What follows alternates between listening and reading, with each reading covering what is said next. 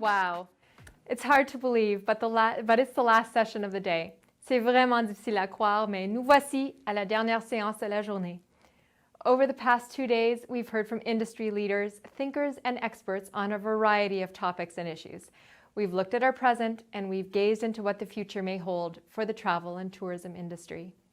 In this final session, we'll be exploring how national action plans affect you in your respective province or territory, and how your region is working with TIAC to rebuild Canada's visitor economy.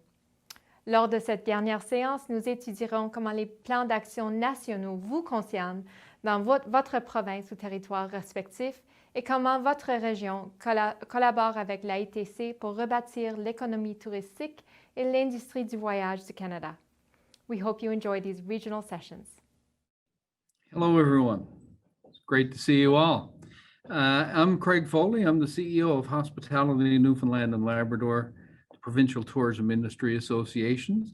And on behalf of the board and staff of H&L and our other partners like the DMOs and all of our strategic partners, I want to welcome everybody to this session today. I also want to congratulate TIAC on their very first Digital Tourism Congress. Our office and staff have participated in most of the sessions. We've done lunches and learns, and everybody is trying to glean a little bit of information in this new format. I think it's been exceptional so far. So well done, TIAC team, on that. Before we get started, though, I'd like to pass things to our chair, Brenda O'Reilly, to say a few words and bring some greetings. Brenda. Oh, thank you, Craig. And of course, I'd like to congratulate TIAC too on the success of the Tourism Congress. To echo Dave McKenna yesterday, I think we can all agree that tourism is stronger together, especially in these challenging times. I too would like to welcome everybody to today's session and hope that it will illuminate how our work at the organization synergizes with TIAC and how, as a provincial tourism industry, we're working with them to effect change federally to rebuild our visitor economy. Thank you. Thanks very much, Brenda. Typically, and I know some people participating here today, we would be in Ottawa for TIAC. And I have found it to be an exceptional experience. The learning that you get, the exposure you get, and the networking that you have is really great and really helps you in your job and in your life. I guess the one opportunity in this venue is that instead of us going to Ottawa or going to TIAC, TIAC is coming to all of us. So it's really great to see people engaged in this venue. And I hope the learnings have been good and solid, rewarding. So I'm going to take you through a bit of a presentation. I know we got a half an hour and you don't want to listen to too much of me and have more time for questions and answers. So I'm going to try and get through this as quickly as we can. We'll start off, I guess, by talking a little bit about who we are, but not only who we are as an association, but the impact we have on the economy and in Newfoundland and Labrador. We're places to eat, sleep, and meet. So we're the accommodations. We are the things to do in the province, the natural and cultural attractions, the tours, the events. We're the ways to get around, transportation and access. We're also the communities where it takes place. Tourism services and attractions happen in communities, big and small, throughout Newfoundland and Labrador. We are the things that make communities great places to live, work, invest, and visit. We're also environmentally sustainable and largely non-consumptive. So if we plan for future growth, we can ensure that we mitigate against all possible negative impacts and our environmental and natural areas. And tourism really is about balance, and we practice this every day. We all do in our work. Tourism is used throughout the world as a way to balance the planting and harvesting of natural resources, scenic views, local culture, outfitting resources, protection of natural habitat, etc. And tourism also facilitates other industries such as fisheries, mining, oil and gas, etc. We are the Tourism Industry Association. We cultivate a strong member network. And we're dedicated to advancing growth in the tourism industry through advocacy efforts, skills and knowledge, development, and membership opportunity. And our goal is the sustainability and growth of the tourism industry. The economic benefits of tourism are numerous and far-reaching, and it's one of the few sectors of the economy where there's a sustainable growth potential for the long term. We know, most of us, that it's an economic pillar producing $1.14 billion, over 20,000 jobs, around 3,000 small and medium-sized businesses. But quite frankly, it could be much bigger here in Newfoundland and Labrador. Tourism does bring new money into the province and into our communities. Travelers contribute to sales, profits, jobs, tax revenue, income, all important to our communities. In addition, as investments in the development of tourism as a whole are usually accompanied by other investments in infrastructure such as airports, roads, water, sewer facilities, etc. Tourism, of course, is labor intensive and produces meaningful jobs, and tourism contributes to both urban and rural areas of the province. And this is just a little graphic here of the federal ridings and the number of jobs in tourism in each of those ridings. So the impacts of COVID-19, and I think we're all reeling from this, and our lives have been turned upside down. So right from the beginning when COVID struck, and I know Brenda particularly, it hit a high point around St. Patrick's Day weekend, and everybody was living their normal lives. And by that Saturday or Sunday, it was very clear that our lives were changing and things had to shut down, and we all went home, and everybody was thrown into a spin. People were put out of work immediately. Things were shutting overnight, and there was a lot of confusion. There was a lot of uncertainty. There was a lot of fear and a lot of panic. So right from the get-go, H&L, we had to reconfigure our organization. We had to work from home, just like everybody or most people did, but we had to prioritize and come up with a framework of how we were going to try and manage this. We basically said health and safety is the primary concern here. We need to put that first and foremost, not only for our guests, but also for our staff and for the residents of the province. It was very clear that business liquidity was going to be a major issue. We had to find ways, and we keep advocating for ways to keep liquidity in businesses, because when all this is over, and it will be over, we need to make sure that we still have a strong business community and entrepreneurs to be able to continue to provide the great services and experiences that we have. We had to think about employment, not only the people who were being displaced immediately, but what the long-term impact of that would be on our sector. We have a stat, and you say it again later, 6,300 jobs were lost in our sector. And some of these are very well-trained people. If we lose them to another sector, how do we backfill that? How do we make sure that we're the best that we can be? And certainly the recovery. And the recovery has a very long tail. We have to be diligent. We have to be resourceful. We have to be willing to pivot and get back to a place where we are making the kind of investments and the kind of contribution to the economy that we have. So some of the immediate impacts of COVID, we saw a decrease in access. Major airlines cut, like Air Canada and WestJet. WestJet, 80% cut of Atlantic Canada flights. Air Canada pulled service from 30 of its domestic routes. Marine Atlantic was cut back 50%.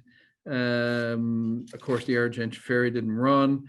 Cruise visits were down or stopped altogether. And of course, we do not get the accidental tourists in Newfoundland and Labrador. So without adequate access, we saw a massive decrease in visitation. And of course, the decrease in visitation and the Atlantic bubble meant that we were very dependent upon the resident market. We know that for every dollar that's generated by resident spending, a non-resident generates 2. And we also know that overnight or international visitors contribute 3 times that.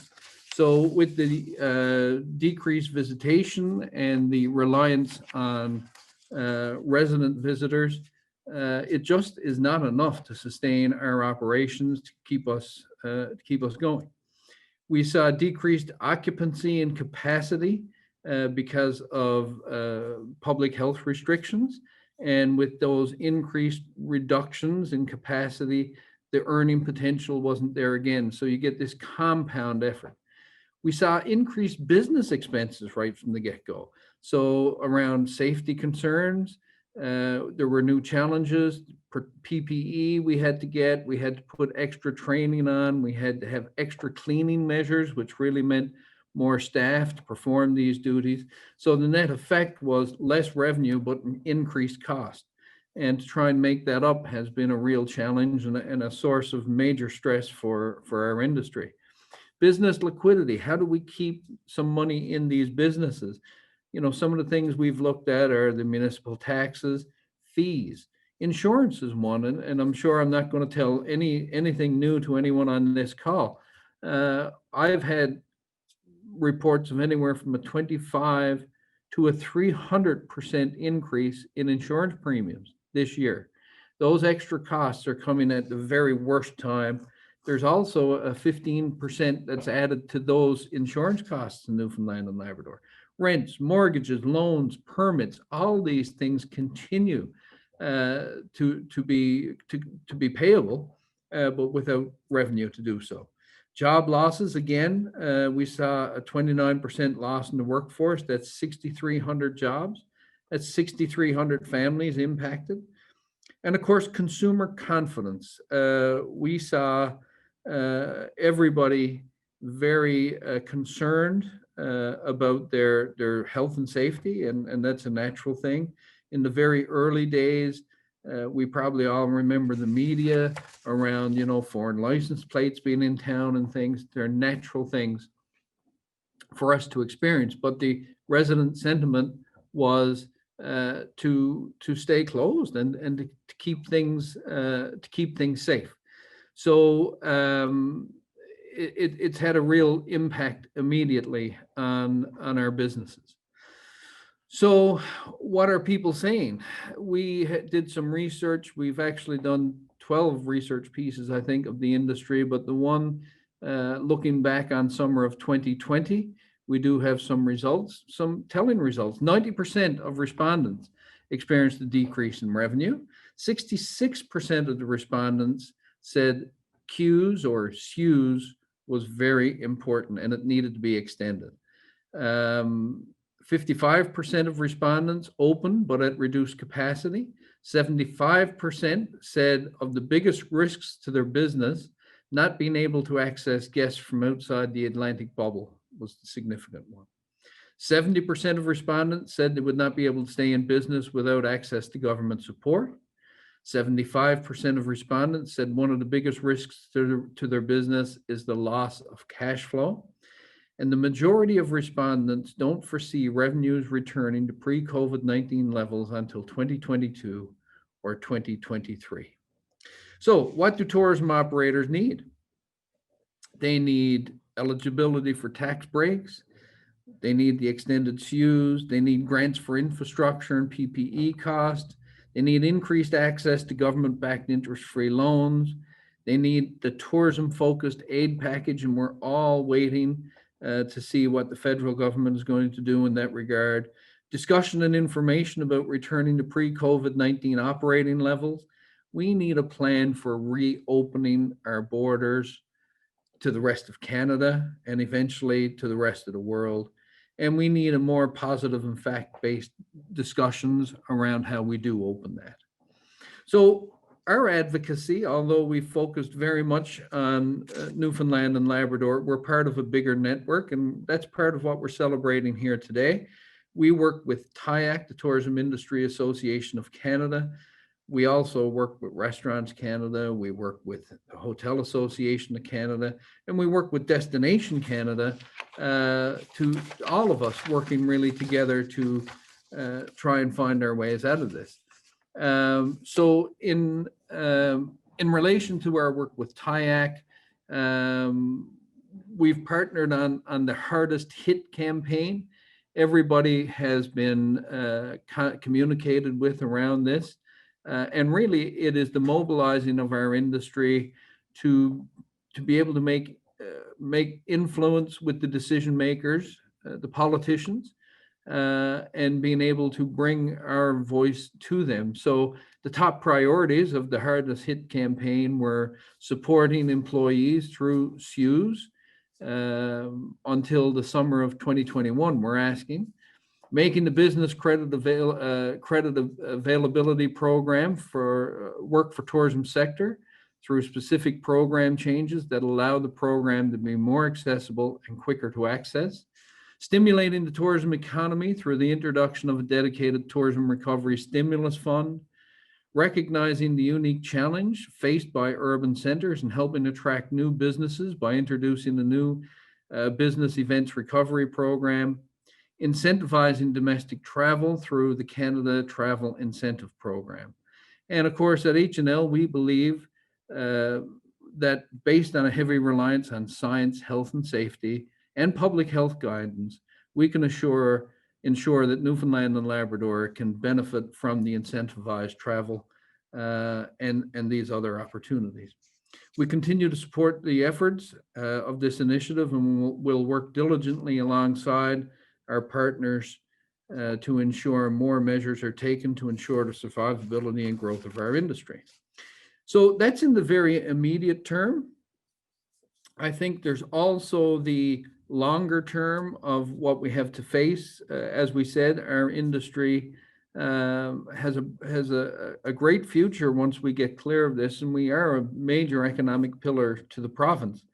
So being able to think about what we need in our future has also been part of our work. We call it right now the wheel of success is what we're calling it. We really need to have an increase in visitation to drive those numbers. And this aligns a lot with what TIAC is doing. TIAC, they break it down into 4. We've got a much more evolved wheel. They look at access, labor, competitive cost, and marketing. In Newfoundland, at Hospitality Newfoundland and Labrador, we're talking about increased visitation. We need to look at our markets. We really need to focus on access, and we've talked about that already. We need to continue with our product development and change some things as we identify new markets. We need to be able to support our marketing. So, our marketing budget hasn't changed since 2015, I believe. It's the same $13 million that we had. And to try and do more work with less money is always a challenge. Again, back to the visitation piece, we know that non-residents generate more revenue to GDP or more GDP. And of course, international travelers are 3 times that. We need to focus on our HR and labor. As I said, we've had many leave their jobs or be put out of their jobs. And that has created a significant skills gap. And we need to ensure that we have trained professional people to fill those jobs. And that's going to be a big challenge for us to move forward. We need research that is timely so that we can see the moves we should make, what future investments we should make, and who our visitors are and what their needs will be. And we need to have increased investment. We have a lot of private investment. We've seen a lot of great product in there. We've also had a great relationship with our funding partners, but we need that delicate balance to be able to continue to grow and foster the synergies that we require to grow the industry. So that's the bigger long-term plan. And I'm really rushing through this, but I want to be sure that we have some time for a discussion. So, basically tourism revenue is spread right across the province, urban and rural. All areas of the province benefit from it.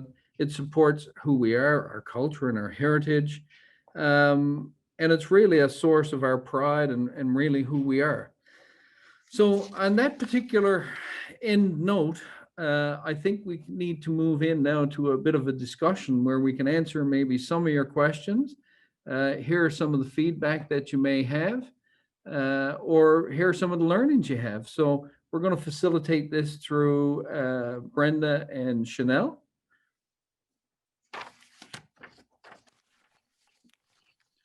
Is there anybody in the chat? Chanel?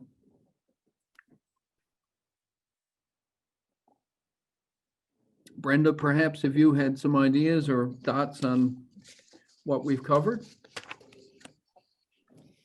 Yes, Craig, thanks. Of course, we've all had such a hard 2020 so far, and it's not over. And I know that when I was listening to the report earlier today from the province, they were talking about still having to hold fast, and you know, the borders, clearly there's a, you know, a second wave, and it's more aggressive in certain parts of the country than here in Newfoundland, as lucky as we are. But you know, I don't think that we're going to see a very you know, we're not going to see the gates flung open for 2021. So, but we do need to come up with a path forward, with the good announcement of the vaccine this week, which is great, you know, for the country and for the world.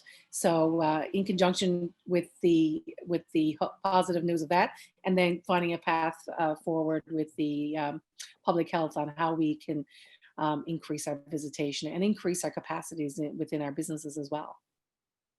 And that kind of ties in, I think, Brenda, Roxanne Notley just posted, you know, we need to focus on our domestic, and how do we focus on more value and not volume. And I think much of the work that has been done thus far, you know, in the regions with our DMOs and with our destination development plans and the PD team, has been about yield and about building experiences that can extract that yield. I think there's one thing for sure. We have seen the ability to pivot. Pivot is the new word, and many businesses have done that several different times a week since this began. But being able to find those opportunities, Roxanne, is very much a big key to this. That's how we see it. That's why we think product development and research are a big key of that wheel of success. But you're right, yield is as important as volume. And right now, perhaps more so because we don't have that volume. What is it Carol Ann says? The ability to spend, experience more, which means just make more money from them. Right. But I think we do have what the world will be looking for in Newfoundland when we're ready, in Newfoundland, Labrador, when we're ready to open again. I'm not sure if anyone can open their microphone if you're restricted to typing.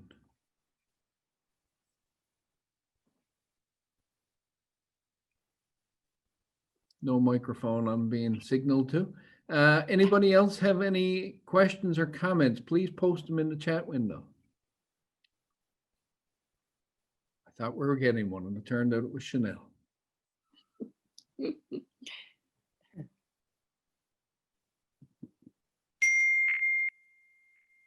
Well, it seems pretty straightforward. You know, we're available all the time. You know how to reach us at H&L, and I'm being mindful of time because I think they have a sharp hook that they haul us off stage with at 4 o'clock. We're very active in our social media. We are in the office and everybody is working. So if you need to reach out, please do. We've been very active in reaching out as well to our membership through our engagement teams. We've had a busy fall with sector meetings, with sessions. There's some learning sessions tomorrow with the department. We're also participating in an international conference, Laurentic conference. So there's a whole bunch. I know there's a lot of AGMs as well. So make sure you're aware of when your AGM with your DMO is taking place. This is a time that industry needs to come together. We need to prioritize all the things that we have to prioritize so that we can rethink, so that we can reframe and perhaps remake tourism so that it is a strong value to the province. On that note, I'm not seeing any more questions. Brenda, did you have any concluding thoughts? Oh, yeah, thank you, Craig. On behalf of, and thank you everybody for participating today. On behalf of Hospitality Newfoundland Labrador, its members, the board of directors, industry operators, and our local DMOs, I'd like to thank TIAC for giving us the floor today for this session. And to all the participants who tuned in, wishing nothing but the best for the rest of 2020 TIAC Tourism Congress and 2020 for the rest of us as well. Enjoy the rest of your day. Thank you. Thank you all. Thank you to all our provincial and territorial partners. Merci à tous nos partenaires provinciaux et territoriaux. Voilà ce qui nous amène à conclure le congrès touristique de l'AITC. It has been a packed 2 days. Don't worry if you've missed any sessions, as recorded sessions will be available to members on the TIAC website. You'll be able to access recorded sessions beginning on November 23rd. Please join us at 2:30 p.m. Eastern for an industry social and celebration with Air Canada, Destination Toronto, and WestJet as we honor our Hall of Fame inductees, present our Lifetime Achievement Award, and put on a special salute to Canadian tourism.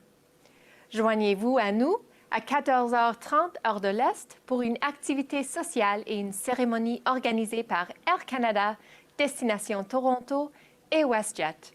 Nous rendrons hommage aux personnes intronisées au Temple de la Renommée, remettrons notre prix d'excellence pour l'ensemble des réalisations et saluerons tout particulièrement le tourisme canadien.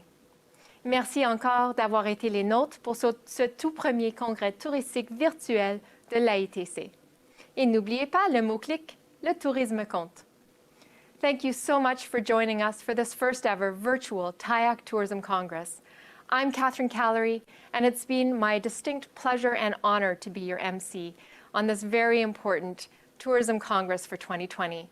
It's been quite a year, but we're going to get through this together as an industry. This is a very resilient industry, and it shows the importance of all of us gathering here today and tuning in. We've had over 3,000 registrants tune in over the last 2 days. It just shows the importance of coming together. So keep at it. We're going to get through this. And remember, #tourism counts.